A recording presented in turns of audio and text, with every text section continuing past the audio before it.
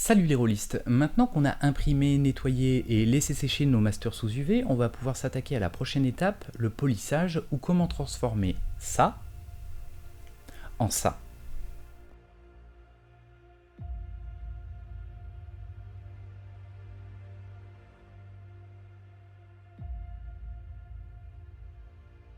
Commençons par regarder notre master de plus près. Il est régulier, propre, solide, mais on peut quand même remarquer que son aspect est rugueux. On peut également voir que par endroits il reste des reliquats des supports et c'est pas ce qu'on veut pour préparer un moule en silicone. On va traverser ensemble les étapes à suivre pour obtenir un master poli, et pour obtenir ce résultat, il y a plusieurs options.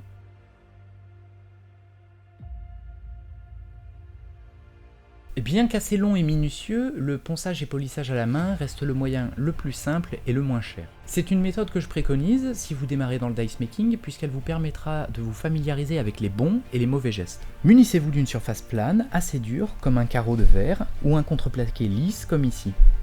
Placez un peu d'eau sur votre surface et posez directement votre papier à poncer.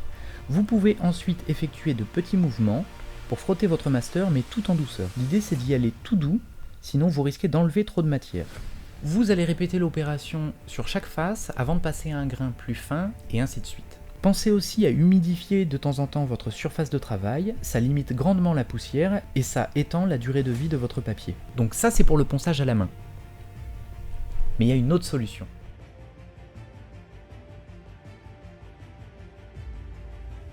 La petite roue de potier, c'est le nec plus ultra lorsqu'on parle de polissage 2D.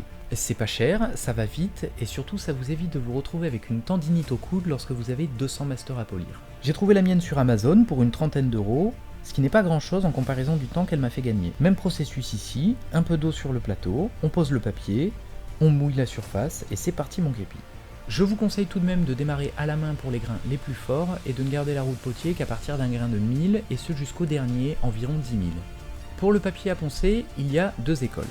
Le papier à poncer traditionnel, qui n'est pas très cher, mais qui a une durée de vie assez courte et un rendu discutable, et il y a le Zona Paper, qui est basiquement tout le contraire. Plutôt qu'un papier type feuille, avec un sable de différents degrés de finesse, on a là une fibre avec différents degrés de finesse. Alors je sais, dit comme ça parle pas vraiment, mais après avoir testé les deux, il n'y a pas photo sur l'intérêt du Zona Paper. Vous pouvez en trouver facilement sur Amazon, mais ne soyez pas surpris par le prix, qui est assez élevé pour une seule feuille de chaque grain.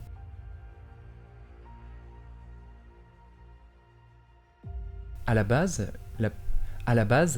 non, par pitié. À la base, la polisseuse à billes, qu'elle soit céramique ou métal, est une machine utilisée pour polir les pierres semi-précieuses.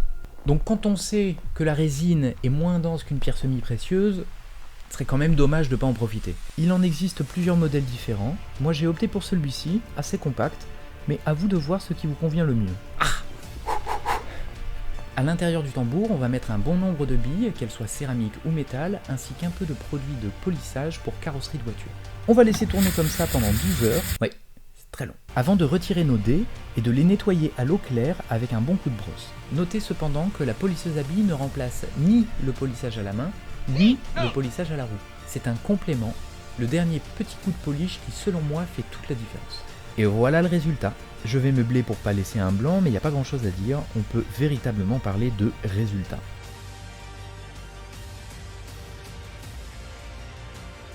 On a maintenant un master tout beau, tout shiny, qu'on pourra utiliser pour couler notre premier moule en silicone, mais on verra ça dans une prochaine vidéo. Afin de ne rien rater, je vous remets les liens vers tous mes réseaux sociaux. Sur ce, je vous dis à très bientôt, salut les rôlistes.